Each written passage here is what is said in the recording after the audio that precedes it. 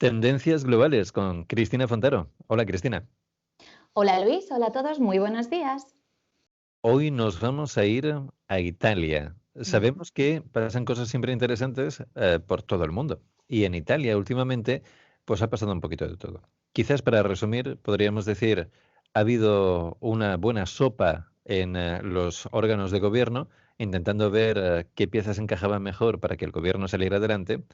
Y hasta que la han encontrado, pues ha pasado un poquito de todo. Ahora que saben quién encabeza, quién es la cara visible de ese gobierno, pues los italianos y los europeos miramos con interés el resultado. Y eso es lo que más o menos queríamos explicar hoy, ¿no, Cristina? Sí, hoy nos vamos a centrar en Italia. Todos sabemos que Italia, bueno, es bastante peculiar a nivel político y nos gustaría pues tratar un poco el por qué es tan peculiar, ¿no? Y el resultado que obtenemos de ello. Y bueno, ¿qué significará Draghi, esa cara visible del gobierno italiano, tanto para Italia como para los europeos? ¿Empezamos?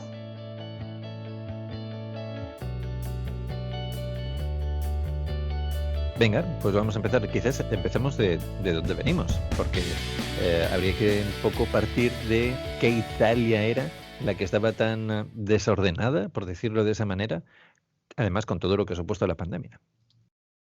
Sí, ahora mismo hemos visto cómo Conte ha caído y Draghi ha aparecido. Pero bueno, si alguien no conoce Italia podrá pensar que eso es una novedad. No, realmente es una cosa que pasa con muchísima frecuencia en Italia, incluso digamos demasiada frecuencia.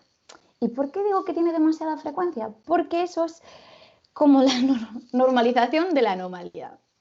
¿Por qué? Porque bueno, desde la Segunda Guerra Mundial, desde el fin de esta hasta día de hoy, pues ha habido 67 gobiernos distintos en Italia. Sí, 67. Casi no hay suficientes años para tantos gobiernos. Pues esto es porque de promedio un gobierno en Italia solo dura 13 meses. Casi nada, un añito. Entonces, digamos que los políticos pues, no tienen mucho tiempo de llevar a cabo pues, esos cambios estructurales y de estabilidad, tanto política como económica, que requieren los países. Pero, Luis, ¿tú sabes por qué sucede eso?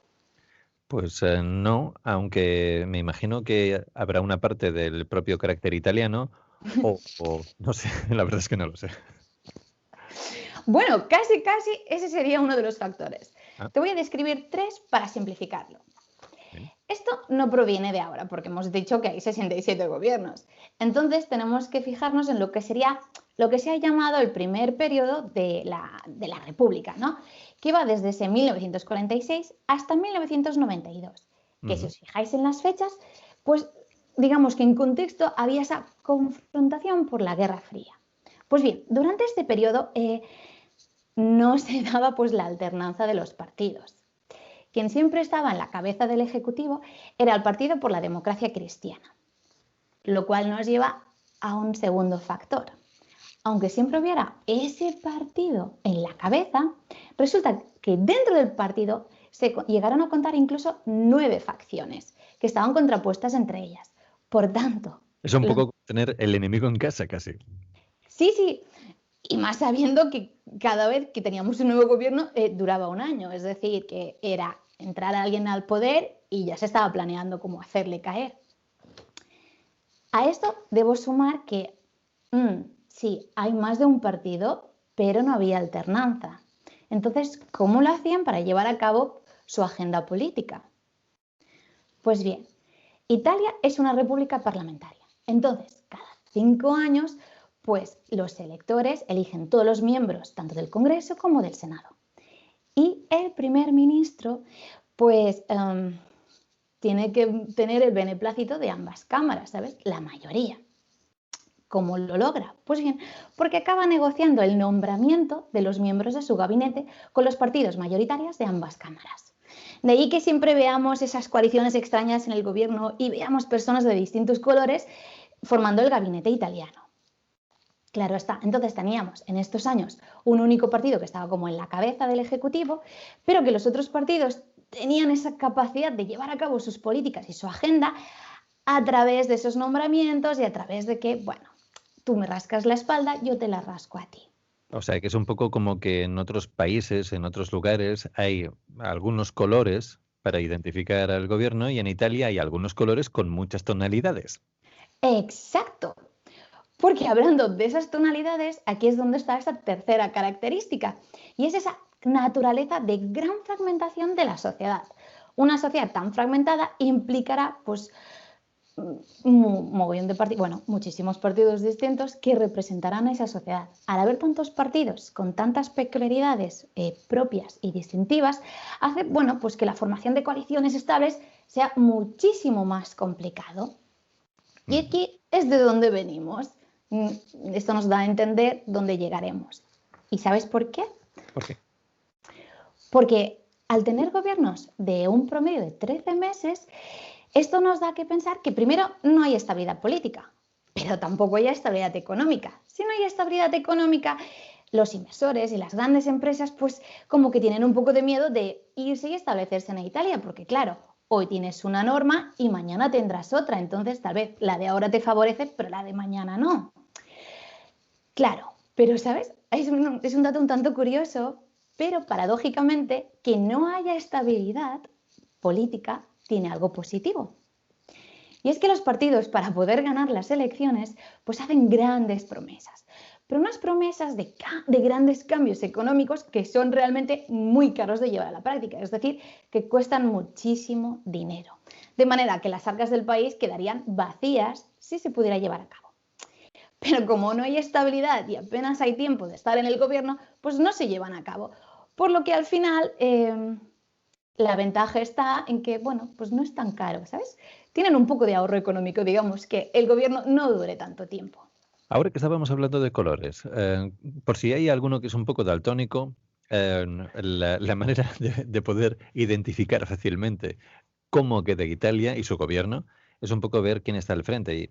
Y aquí tenemos a una persona que es Mario Draghi, que es un viejo conocido, concretamente de la política europea, de la política bancaria. Mario Draghi ha conseguido hacer un poco el pegamento de lo que era este gobierno italiano. ¿Qué sabemos de él y de su capacidad? Lo que a nosotros realmente nos interesa de este señor son varias cosas. Más que político, es un tecnócrata, lo cual es una opción que se suele usar en Italia cuando ya al final tanto partido ya no saben cómo hacer y cómo salir de los problemas. Pero es un tecnócrata con un aroma, una fragancia muy política, porque es un hombre que ha estado en las instituciones, como bien has dicho, que realmente conoce lo que es la política, lo que son los políticos y las instituciones. Es un firme partidario del proyecto europeo, lo cual es muy bueno para la Unión Europea, sobre todo en este contexto en que intentamos vencer la pandemia y las consecuencias de esa crisis socioeconómica que nos viene ahora todos juntos. Tiene una larga experiencia hablando de eso, de cómo solventar crisis, porque fue un componente bastante importante dentro de lo que es la crisis de Grecia. Bueno, más que la crisis, cómo solventar la crisis. Y es un señor que está muy, muy a favor de los cambios estructurales. Y esto es importante. Primero, porque Italia no tiene esa oportunidad de llevar a cabo cambios estructurales, aunque él quiera hacerlo. Por tanto, si él realmente lo logra, va a ser un cambio muy, muy importante y realmente puede ser muy beneficioso para Italia. Pero por otro lado, porque está bastante en contra de lo que son las políticas económicas de austeridad. Porque hay que recordar que este hombre es el ex jefe del Banco Central Europeo. Entonces, tiene una mirada diferente y mucho más positiva de cómo salir de una crisis económica, cosa que ahora realmente necesitamos en Europa. Pues bien, si este señor realmente lleva a cambio esos cambios estructurales, hará que Italia se pueda beneficiar de 200.000 millones de euros de esos fondos europeos para la recuperación, ¿no? Que es lo que tienen planificado. Aquí hay que decir que sí, hay dinero en Europa y Europa quiere dar mucho dinero a los distintos Estados miembros. Pero que haya mucho dinero y disponible para cada país no quiere decir que cada país realmente llegue a usar todo ese dinero del cual dispone, porque siempre hay como distintas trabas, ya sean burocráticas, administrativas, judiciales, fiscales, siempre hay como muchos problemas. O tal vez no hay suficientes proyectos como para llegar a usar todo ese dinero del cual se dispone. Entonces, esos cambios estructurales que Draghi quiere llevar a cabo son para que el dinero realmente pueda llegar a Italia. Entonces Draghi es perfecto para Italia. ¿Por qué? entiende lo que es una crisis. Tiene esa perspectiva distinta de cómo salir de las crisis.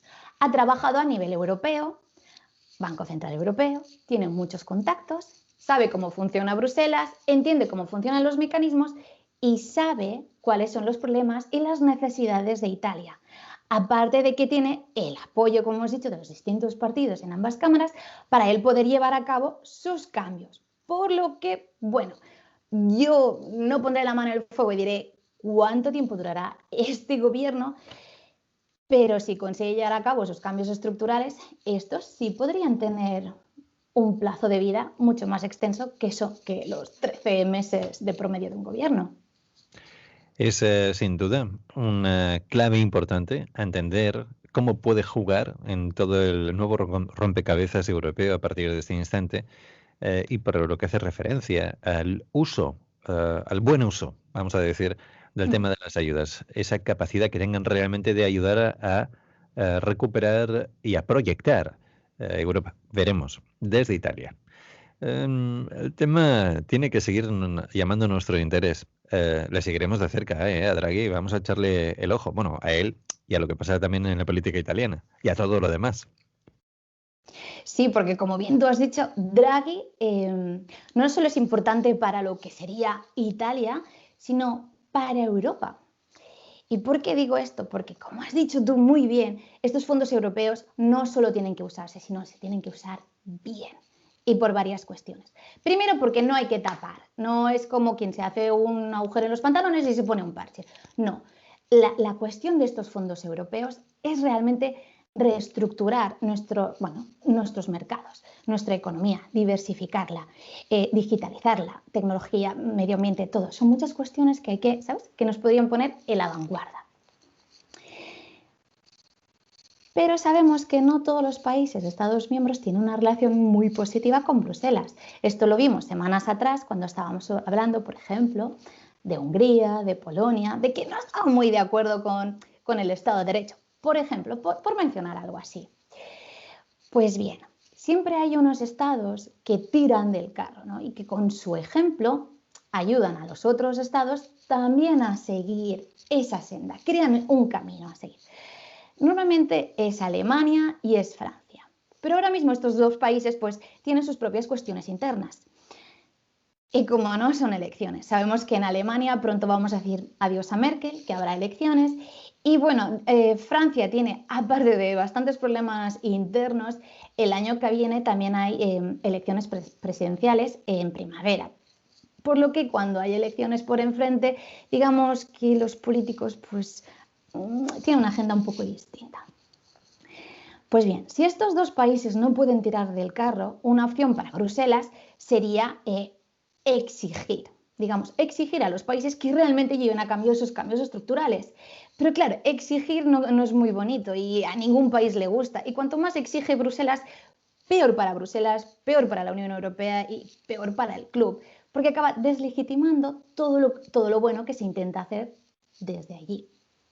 Pues bien, si estos dos países pues no lo hacen y Bruselas tampoco puede hacerlo, aquí Draghi es cuando entra como factor a nivel europeo muy, muy importante, ya que si él realmente lleva a cabo esos cambios estructurales para poder lograr conseguir el dinero y que ese dinero tenga un buen uso para Italia, servirá de ejemplo para los otros países. Si Italia se pone en la cabeza, Alemania o Francia, Alemania tal vez no porque tiene las elecciones de este año, pero Francia seguramente acaba diciendo, no puede ser que yo me quede en un segundo plano. Entonces Francia también se activará. Aparte, también podría ayudar mucho a lo que es esa relación tóxica que tenemos entre los países del norte y países del sur de Europa. A ver si así deja de ser menos tóxica y por tanto acabamos teniendo un club realmente de más de cooperación entre los distintos países. Así que Draghi puede ser una buena pieza, tanto para Italia como para Europa entera. Hoy hemos pasado por Italia, hemos hablado de Mario Draghi, hemos hablado de Europa.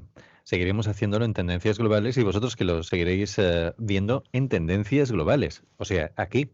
Ya sabéis que podéis suscribiros, decírselo al vecino, animar a la gente a que nos vaya siguiendo, vayamos haciendo también comunidad. Nos encanta que nos sigáis. Desde aquí, gracias y seguimos adelante, próximamente con más nuevos temas.